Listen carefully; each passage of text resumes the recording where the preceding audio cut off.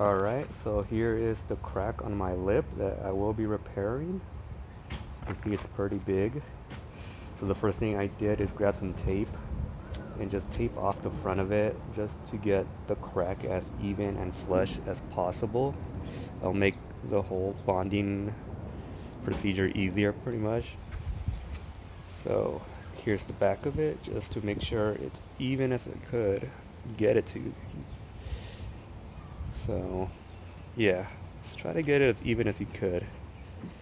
So here's the JB Weld plastic bonder I'm using. You can pretty much find it at any like Home Depot, Lowe's type of store. Yeah.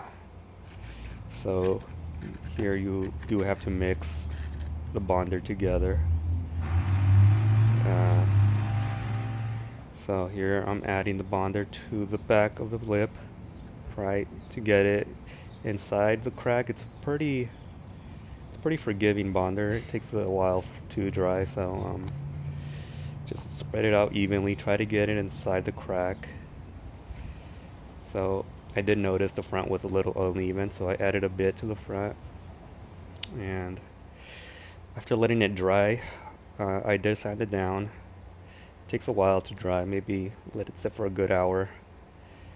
So I did sand the whole lip and repainted the lip. Here are the results.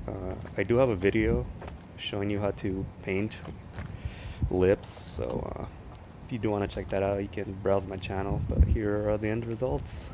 Do you like it?